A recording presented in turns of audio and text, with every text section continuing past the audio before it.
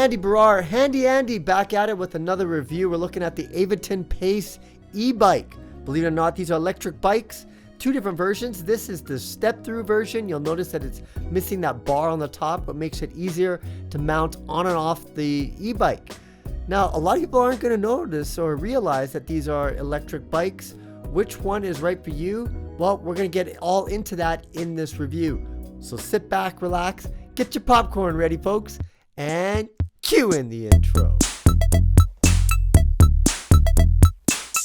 So let's start with the first of the two Pace bikes, and really under the hood they're the very same. It's just a little bit in terms of the design. This one has that top bar, very traditional type of bike frame, something that you would see on the road anywhere you go. It doesn't look like an e-bike, and I think that's what makes this really special. If you look, you got your traditional 7-gear system. You have what it says there, the Pace 350, and that's because there's a 350 watt motor powered by this battery right in the center, and it's ingrained right into the frame with that power button.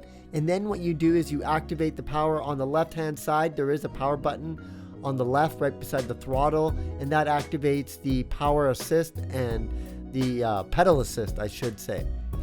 Now, all in all, it does look like a traditional bike, doesn't look like an e-bike at all. This is the step-through version, and you'll notice that that top bar is absent in this design, which allows you to mount and dismount on the bike much easier, and will show you that in just a bit. Otherwise, under the hood and everything else, it's very much the same battery.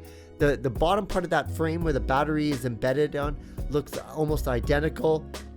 So it's really a matter of choice and picking between the two different designs. I'm just trying to show you how easy it is to mount on here, and then you have your front LED display that shows you your speed and distance traveled. You have your gears that you can shift with just a flick of the button, and also you have a throttle and the buttons to adjust the pedal assist for the bike. And there's a range from 0 to 5 in terms of the pedal assist, but I'll tell you, 5 is a lot of help when it comes to pedal assist.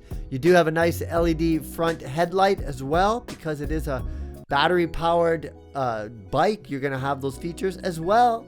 Check this out, a USB port underneath, so if you, in the event that you do need to charge your phone, say you're on a long bike ride, you're out of juice, well, you can use the power in your bike to charge your phone. I think that'll appeal to a lot of people, especially if you're in a pinch and you need to charge it. Now let's talk about mounting on both of these bikes. I just want to show you the difference between the two. This is more of a standard traditional bike. You see, I have to get my leg over the top of the seat, or at least over the top of that front bar, to be able to get up and running. I press the power button, and then I'm just adjusting the pedal assist, and then away I go. And very much a traditional bike. Now the difference here with the step through is it was much easier to get on. I could just kind of almost stand up and be able to get up and running and go. But again, same motor, 350 watt motor. A lot of people would say, well, I should get a 500 watt, but you really don't need that for this kind of a pedal assist. Even at pedal assist a level 2, it seemed to be sufficient for me. 5, you're basically just pedaling to keep the motor from going. But what's really interesting is it can understand, you know, the cadence of your pedaling, and then give you the appropriate amount of power. So it's really intelligent in that way. Now let's watch as I'm getting off the bike just how easy it is. Hit the kickstand, put your leg over. You don't have to go over that top bar, so it's really easy to mount and dismount off that bike. Here's the charging cable, charging block. I want to show you just how you charge it. You can charge it when it's on the frame, so all you have to do is plug it in. You'll notice the LED right below the power button is flashing. That lets you know that the battery is charging. The question is, how do you know when it's fully charged? Well, the charging block will actually tell you that, because there is also an LED color on there. Right now you see that it's red. That means that it's still charging. It will change to green once it's fully charged. If you're not charging anything, it does go to green, but as soon as you charge it, it will do like that.